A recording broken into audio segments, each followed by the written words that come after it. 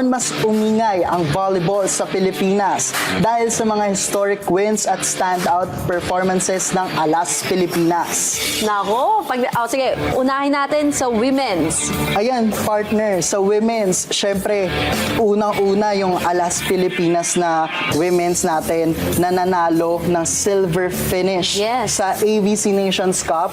Biruin mo yun, natalo nila yung Kazakhstan, Chinese Taipei na alam naman natin na hirap tayong talunin for the past years. At ngayon, tinatrive pa nila na makuha ang gold. Pero kasi di sila nanalo sa Vietnam na alam din natin na laging nangunguna pagdating sa ABC Nations Cup. Alam mo, sabi nga ni Team Captain Gia de Guzman, no? Magandang record na yun ngayon na tuwing lumalaban yung Alas Women, nakakakolekta na tayo ng ginto. Kasi dati, hindi, I mean, medalya. Dati kasi wala. Talagang tuyo yung, yung medal tally natin. Pero ngayon, sa tulong ng Philippine National Volleyball Federation, ng PNVF, meron silang program, parang 5-year program, ganun, long-term program, para matuloy-tuloy nila kung ano man yung unang nasimulan nila. Yun ang maganda ngayon sa program ng PNVF. Kaya naman, may sukli din kasi nga nakakakuha tayo ng medal. At saka syempre yung development ng mga intensive trainings na isinasagawa nila mula sa mga training camps. Syempre, isa yun sa mga factor bakit tayo nakakakuha ng mga medalya eh. Tsaka siguro nagkaroon din ng drive yung Pilipinas, yung Alas Pilipinas Women's natin na kunin talaga yung medalya kasi isa yun sa ikinauuhaw nating kunin. Fun ka, di ba? ABC Nations Cup. Talagang for the past years, napapanood ko na hirap tayo mula sa Kazakhstan. Minsan natatalo nila tayo sa Chinese Taipei na talagang hindi natin talaga sila matalo dati. Pero ngayon, ibang klase kasi natatalo na natin sila at umabot tayo sa championship. Grabe din yung suporta ng mga Pilipino, no? Kapag tuwing laban, laging puno, laging view yung viewers, talagang libo-libo, milyon-milyon ang nanonood sa ating at sumusuporta sa ating Alas Women. Pero pagdating naman sa Alas Men, grabe, gumawa din tayo ng kasaysayan. Kasi alam mo ba, partner, dito ginanap sa Pilipinas yung FIVB Volleyball Men's World Championships. First ever. Napaka-historic nun. First ever hosting din ng Pilipinas ng ganun kalaking kompetisyon, ng ganun kalaking tournament.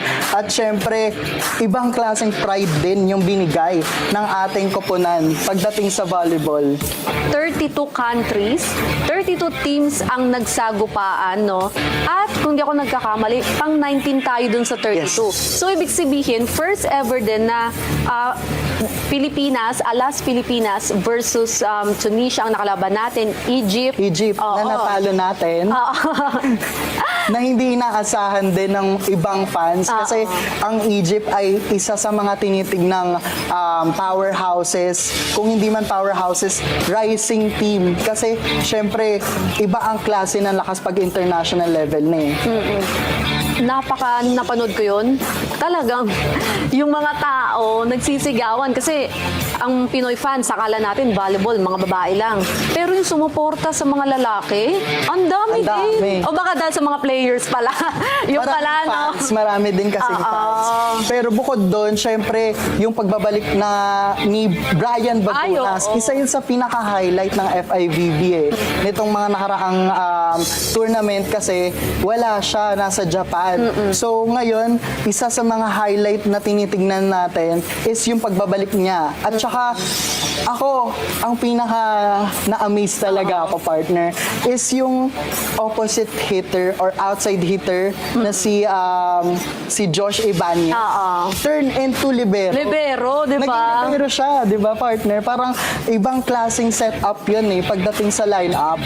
Although magaling talaga sa depensa si Ibanez, pero ibang klase yung adjustment. Parang sobrang laki na adjustment na gagawin doon. Sobrang ganda ng line-up ng Alasmen ngayon. Halimbawa na lang si Ibanez, no? Spiker nga siya, pero ginawang libero. Pero pagdating sa libero na stats niya sa FIVB, isa siya sa top. Yes, isa siya sa mga namamayagpag talaga, partner. Kasi Sa nga, buong mundo na yun, ang mga kalaban oo, niya. world ranking. Kasi si Ibanez, before siya maging spiker talaga, libero siya. Okay. So, iba yung experience niya, iba yung daladala niyang depensa pagdating sa court. Ang galing talaga ni Coach Angelino Fregoni, siya ang head coach ng Alas, no? Kasi talagang inalis niya sa kahon yung galing at husay ng ating mga atleta. We have Owa Retamar sa set bilang setter, no? Setter. Ganda, ang galing niya mag-set. Kasi nung napanood ko ng live, parang nakaka-amaze sila. Ang ganda ng chemistry nila, ng rotation. Ang galing ni Coach At saka talaga. pag nagsiset kasi si Retamar, talagang flat ball. Oo. Talagang diretso sa spiker, kaya Shout out. nagugulat. Wow, shout out. Pero yun, kaya nagugulat din yung mga kalaban natin kasi hindi nila alam, ang bilis ng Oo, play ngayon. tama. Ibang klase yung play ngayon ng ating Alas Pilipinas men. At syempre, buhat na buhat din ng pagbabalik ni Brian Bago. Hey, 'di ba? Mark Espejo, Leo Ordiales. Talagang hands up sa ating Alasmen. Ito naman, panoorin naman natin ang naging interview natin kay Brian Bagunas. Sobrang saya ako kasi na almost a year bago ako nakabalik sa loob ng court. Naiyak na ako. Joke lang. Ayun, sobrang masaya ako na nakakatulong ulit ako sa country. Naman natin na itong naglalaro dito sa World Championship is top of the top. Sobrang alam na pinili na to 32, top 32. Na-expect naman namin na every country sobrang malalakas. So kailangan lang talaga namin mag-perform ng maayos and kung ano yung mga natutunan namin sa training i-apply. Ayan ang interview natin kay Brian Bagunas. At alam mo ba, partner, isa sa magandang balita na nung hinost natin itong FIVB Men's World Championships, in-announce nila mismo sa korta kasama si Brazilian legend, volleyball legend Leila Barros na na-meet mo din, di ba? Yes, na-meet ko yan, partner. Oo. Na-interview ko si Leila Barros and ibang klase daw ang natanggap niyang pagmamahal ng Philippine volleyball community. Tama. At speaking of Leila Barros, isa nga siya sa nag-announce na dito naman gaganapin ang 2029 FIVB Women's World Championship naman. Kaya ibang kaganapan naman ang siguro gagawing hosting para sa ating Pilipinas. Kasi syempre naging successful, naging matagumpay yung pag-host natin ng FIVB Men's Volleyball Tournament. So this time, women's naman. So sa tingin mo, ikaw, partner, Ngayon, no, na meron ngang program yung PNBF, long-term program with Gia de Guzman, na talagang every tournament nila may medal sila. Tapos tayo pa yung mag-host sa 2029. Medyo malayo, pero kaya na natin yan. Feeling ko mas tataas yung, kung nanalo tayo sa men's, baka makaabot pa tayo ng quarters, semis, pagdating sa women's. malay natin kasi mula ABC. Napagandaan na eh, oo. Yes, mula ABC Nations Cup nga, silver finish tayo. So, why not, di ba? Siguro kayanin natin. Kasi Oo. ibang klase din ang ating performance pagdating sa volleyball. Tapos isa pa nga sa napag-usapan nun, no? Sila Shaina Natura, Angel Canino. Di ba ngayon may mga bagets Mga pa sila? bagets. So pagdating ng 2029, nasa prime pa rin sila. Mas magaling pa sila. Oo. Kumbaga, mas peak na yung performance nila kasi medyo hinog. Hinog Oo. na sila pagdating ng 2029 FIVB Women's. Nako, exciting yun eh, no? Abangan natin yan. At yan ang unang araw ng ating year-end special. Pero siguraduhin nakatutok bukas.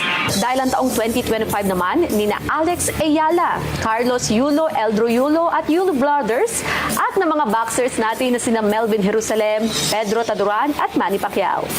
Teammate Berna, isama pa natin ang curling team, Okay. Team Liquid PH para sa MLBB at marami pang iba.